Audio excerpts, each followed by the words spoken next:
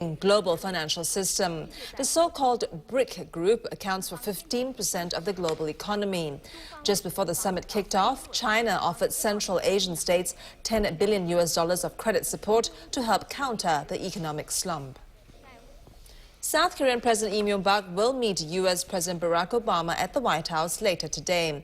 Talks are expected to focus on the threat posed by North Korea. Mr. Lee's visit comes days after the UN Security Council passed stricter sanctions against the North for conducting a nuclear test in May. A coal mine explosion in West Sumatra has killed 7 people. Many survivors of the methane gas explosion suffer severe burns. 40 miners are feared dead as they are trapped deep below the surface with no ventilation and safety equipment. The full reports on Primetime News.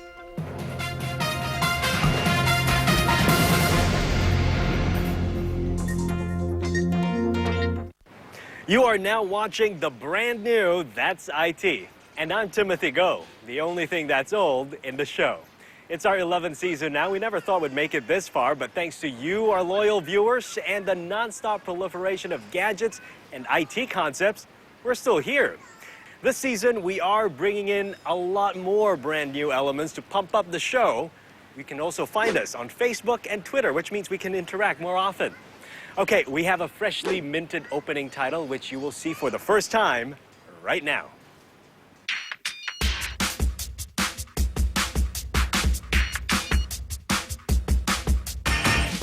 Navigation computer has received and launched flight plan from Project.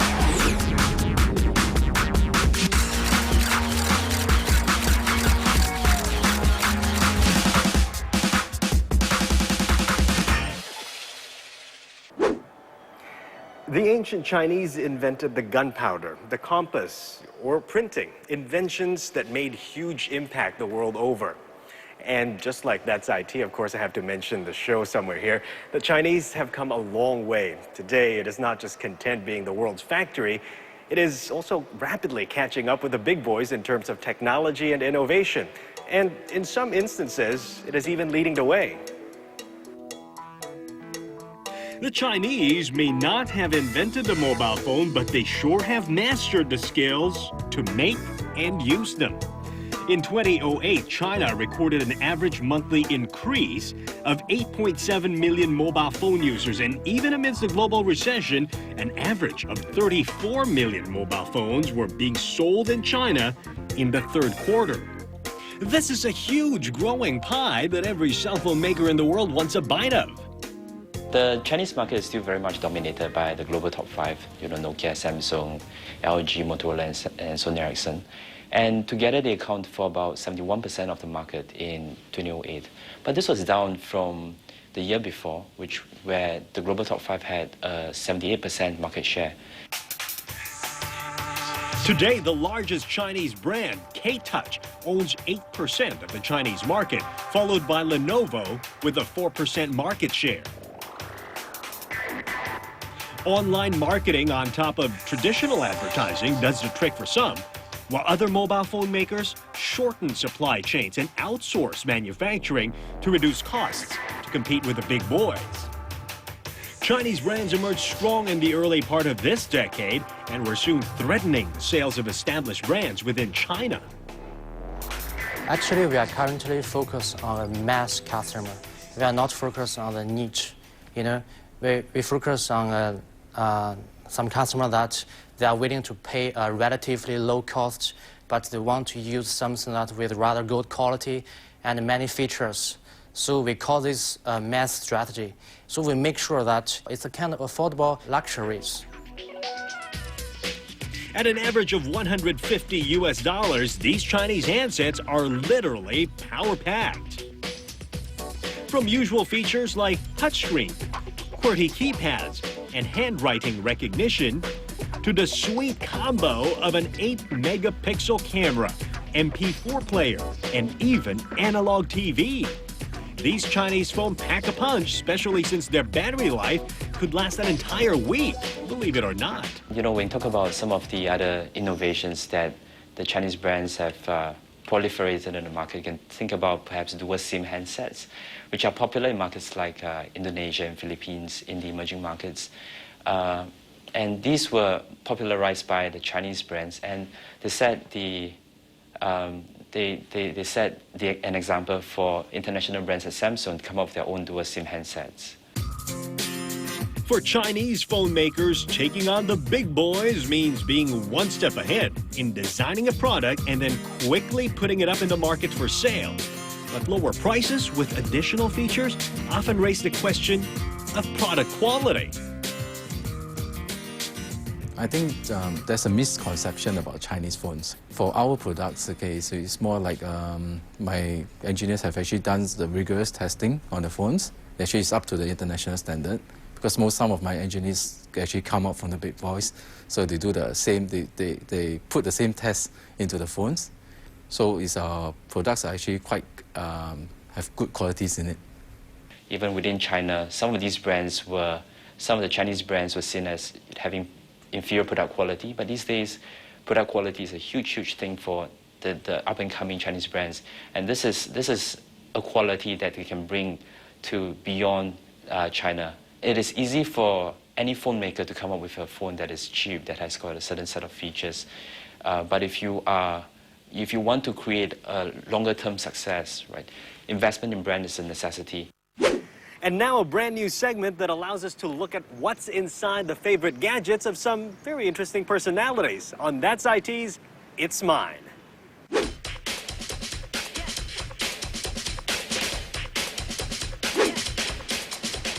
This is CN. He travels the world with his Sony HDR SR11 high-definition hard drive handycam camcorder. The 24-year-old became the world's championship freestyle footballer in 2008. His passion for both football and breakdancing now earns him quite a neat lifestyle. CN is a professional freestyle footballer, and he's always reviewing his past performances for tricks he could improve on. It's very easy to work with this because it's touchscreen. You can see my show in Kilabala at the cage. So you can use this for have more space for watch. I can live without my camera.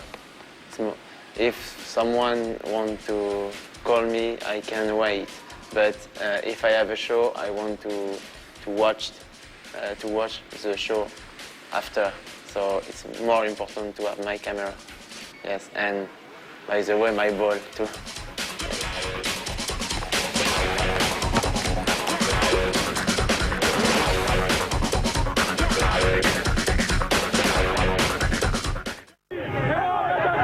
In response to the escalating tensions in Iran, the country's top legislative body says it's ready to do a partial recount of votes. But will that be enough to address the protesters' complaints? That's on Primetime News. Come join us at the Active Aging Carnival 2009 to discover ways to be active, stay healthy, and simply have fun. Games that entertain and work out your mind. Sports and hobbies for good health and a good time. Take part in our father and son lookalike contest to celebrate Father's Day at Active Aging Carnival 2009. Make your way down to Suntec City Mall on Saturday and Sunday, 20th and 21st June from 11 a.m. to 9 p.m. Admission is free. Fate rarely calls upon us at a moment of our choosing. This isn't my war. It soon will be.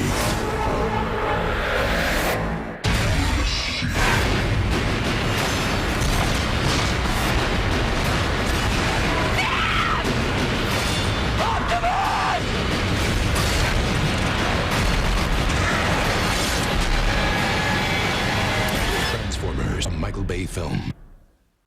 To win a pair of tickets to the premiere on 22nd June, email us the following. Thursday, they'll guarantee you an entry into the Shanghai World Expo. But are they affordable? 我们是按照平日普通票的160元是作为门票的基准价格，有2种情况可以享受到优惠。 We show you which type of expo tickets you should be getting. Then get to know how some past expos have helped cities rebuild themselves from disasters. Catch Expo Connection, Thursday at 7:30 p.m. MediaCorp is the official media partner for the Shanghai World Expo 2010.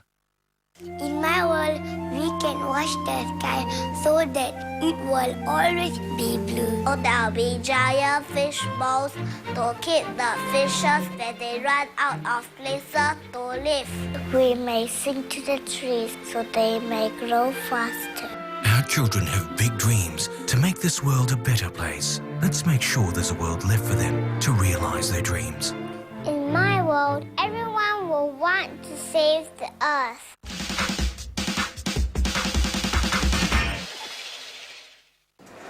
Mass production is what the Chinese does best, but some may say copying is also a forte. But no matter what, you have to give the Chinese the credit for creating knockoffs that boast features that even established brands don't have. Come in and see what I mean. The mobile phone is one of the top exports among China's electronics industry, thanks to Taiwanese mobile chipset maker MediaTek, who made it possible for the Chinese to produce phones at a cost of as low as $40 US.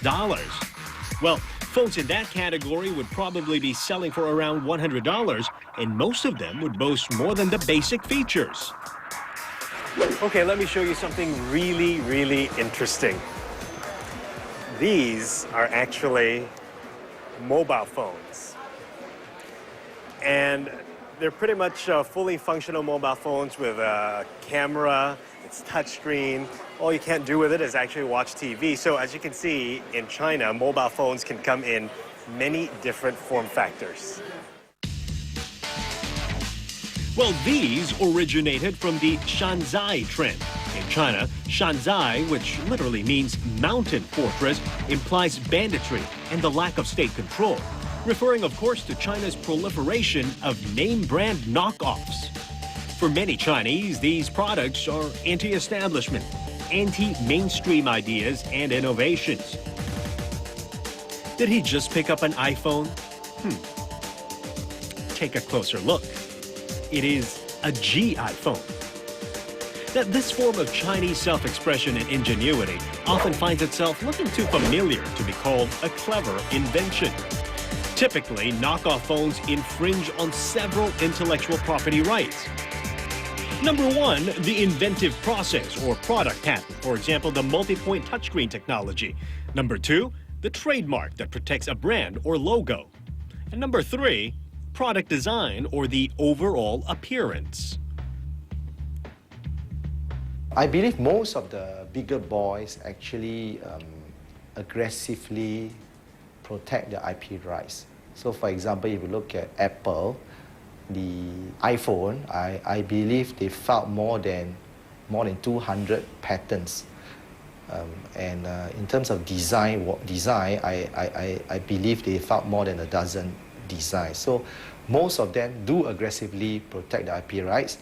When it comes to enforcement, then I think because resources are limited, they have to prioritize, and most of them will go after the supplier, the makers, as well as possibly the supply chain. They may not be able to go after each and every of the end user. And that's good news to us, and for gadget geeks like Stanley Tan, who has a soft spot for mobile phones. A general manager in charge of regional training in a financial advisory firm, Stanley is always on the lookout for new gadgets, especially during trips to China. Among his collection of 6 exotic phones, these 5 were bought from China. Stanley recalls how he first got hooked on the made-in-China mobile phones. One of the phones that I found very interesting was a TV phone from China, and you could actually pick up signals anywhere you are, whether you're in another country, you're in Malaysia, you're in Singapore, you're in China, you could pick up the channels. And they had a very fast search functions. They'll search through the whole network, and they'll lock in all the strong signals, and you have 15 channels, 20 channels, 30 channels. And then you can play with it, and they were really, really very clear. That got me started to look at some of these phones. And as he got more curious about Chinese mobile technology, Stanley found this gem that helped him save heaps on roaming charges. The dual SIM function on this knockoff phone allows 2 SIM cards to be active at the same time. Stanley could well afford a Samsung, but for him it's about functionality rather than the name. I suppose my take on quality is the fact that I can use it in whether it be my work or in my leisure, that it's a phone that functionally supports what I do. I'm not quite fussed about camera functions or how many pixels it goes up to, so long as it's practical enough for me to take a situation. Like, you know, if you get into a car accident, you've got a phone that you can quickly snap a shot of what happened, that sort of thing. But to chase pixels is not my thing. Stanley chooses handsets that are well made with excellent finishing, and he chose this Disney phone for his daughter as it comes with full-colored 3D graphics. Above all, Stanley believes that unlike mainstream phones, China phones are value for money. That's the problem with some of these European-built phones, is that they change a function and they charge you so much for it. Whereas with a Chinese or China phone, two phones are of the same price, but they have so many different functions among themselves. You just pick the one that you come close to you. This is a typical example of a replica. Of course, there are different grades. I would rate this as third grade. This is third grade level. But as you can see, it's very, very close with the make and model. It's really, really very close to the original. So you could imagine how it would be if it was the higher grades of replicas.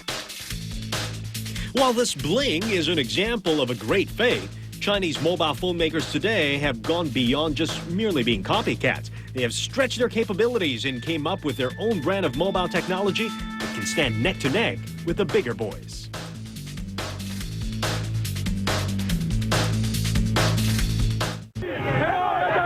In response to the escalating tensions in Iran, the country's top legislative body says it's ready to do a partial recount of votes. But will that be enough to address the protesters' complaints? That's on Primetime News.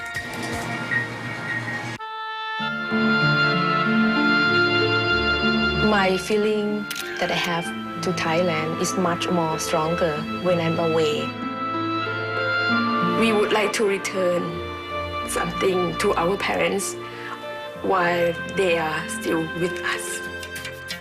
I usually think that the other country is much better than Thailand, but now it seems everything reversed.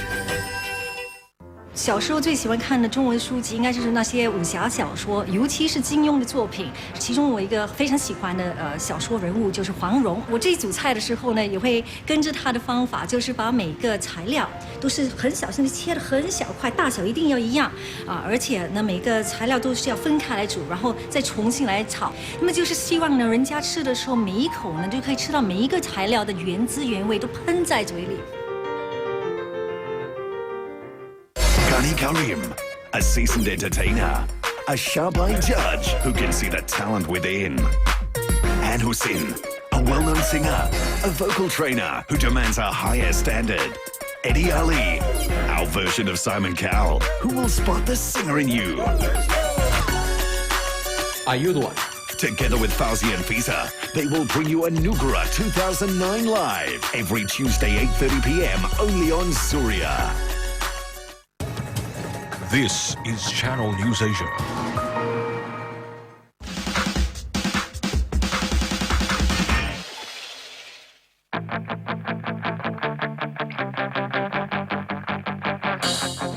It is time for Gadget's War this week. This is when we pit two different gadgets against each other and see which one is the best. Joining me today is Alan Ang. He is a self-confessed phone lover. And I've also got two different very familiar looking gadgets with very unfamiliar names. This one here is called C Vision, as you can see.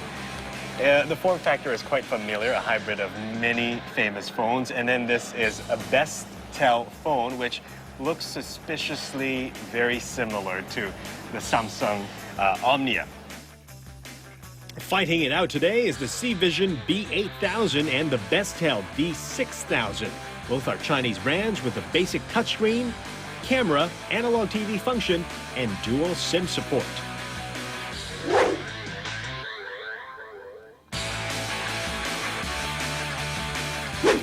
right, so let's begin, Alan. Let's talk about the user interface and the ease of use of the phones, which you've tried already. So, yes, I did. Which one do you like best? To be frank, I prefer the one that's under C Vision. As you can see, it's a hybrid of a few brands, and it's quite loud. And it's quite loud.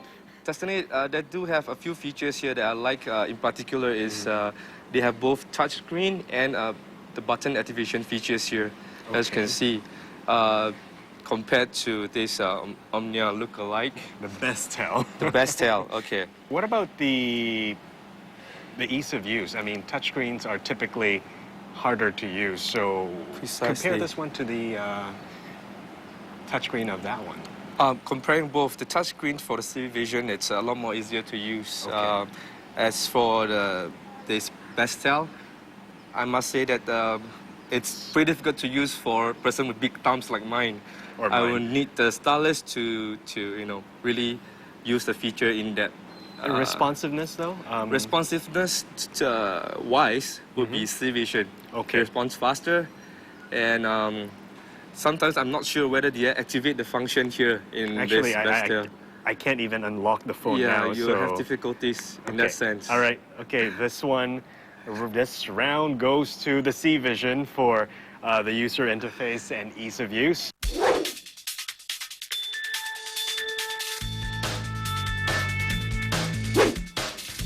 Each of us took a phone and went in search for a spot that gives the best signal. And well, what was clear to us was actually the result of this round. Now, both phones have the capability of watching free-to-air broadcast TV. So, which one has a clearer signal? Okay, round 2, I believe you go to C Vision as well. Again, okay. It has pictures and it actually managed to capture the color of the TV programs, and the sound is pretty clear. What about the reception, though? Reception, it's not really there, but you can manage to see what's showing. If you have to scan through the channels, which one can give you the fastest scan of all the fastest scans will be still C Vision. Okay. Faster scan, and it responds faster, and it actually stops on certain channels that they manage to find. Okay. However, for the Bestel, it kind of like scans past it unless you have to stop it manually. It first. And with a touch screen, I guess it will be very difficult Yes, to very stop. difficult to stop it when this one is seeking.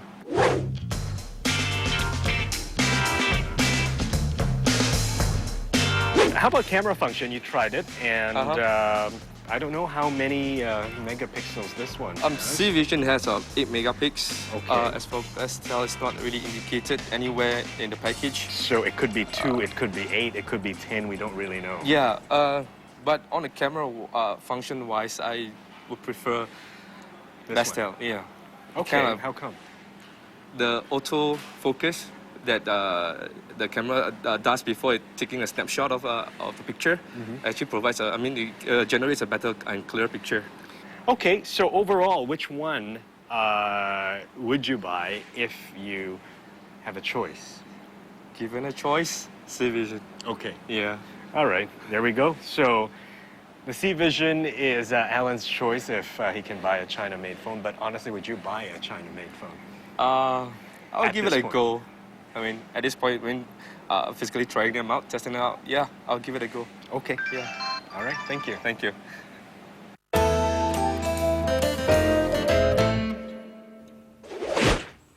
Have you ever found yourself in this situation? Which is worse, no cab and a dead phone? Sigh. So today we are going to show you how to make your own USB mobile phone charger. Of course, you can buy that now in the market, but not for all the phones. So if you've got some simple household tools lying around and some unused old wires or cables at home, then you can recycle them and learn how to do it yourself. First, get a cable with at least one standard Type-A USB 2.0 plug.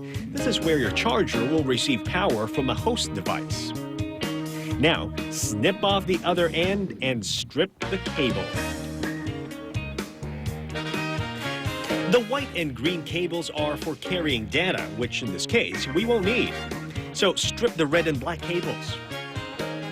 In a standard USB, the red cable is positive and the black cable is ground or negative. Next, find an old wall charger and make sure it has an average of 5-volt output. The output current should not exceed 550 milliamp in order for the charger to draw power from a USB port. Now, cut the adapter off the wall charger and strip the cables.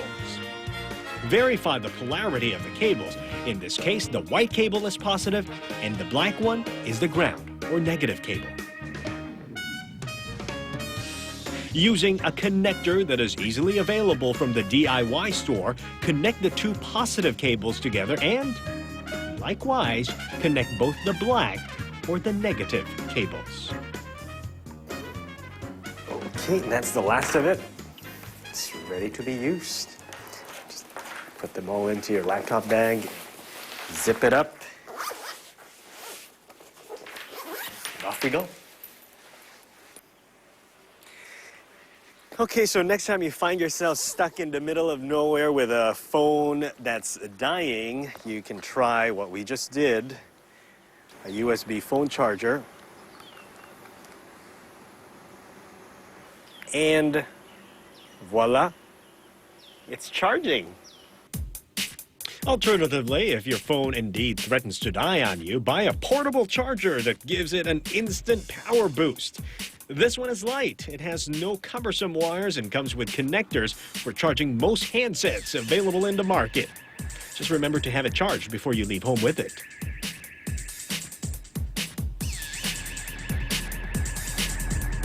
A quick roundup from Communic Asia before we go. Scott Goodstein, President Barack Obama's external online director, spoke on his success with new media platforms like Facebook, Twitter, and the Obama mobile campaign. Also at the event, find out about a completely new mobile network technology and the driving forces and benefits of green IT. That's all we have for you this week. Remember, if you saw something you love or hated in the show, do let us know on Twitter or Facebook. Which reminds me, next week we'll be exploring the evolution of social networking. I'm Timothy Go. That's it.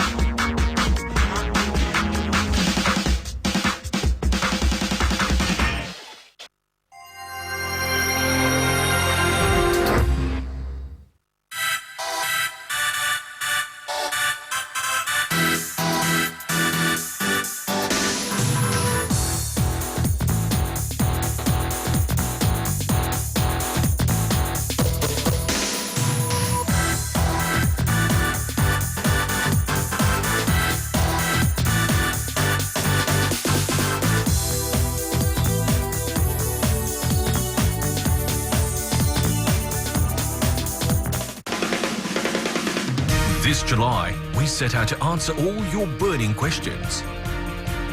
What are the hottest, most pressing issues affecting you? The Flying Dutchman and Finn will be talking to you about them live in an all-new season of blogtv.sg. What does it take to drive $1 million vessel in today's troubled waters? We hear from the big wigs who steer the region's top companies in Asia's business leaders. Want to be a step closer to saving the planet without compromising style? The Green List is packed with more hip and cool eco-friendly must-haves. Could there be more to what others are saying on the streets? The Vox hits the sidewalks and examines current lifestyle topics around Asia.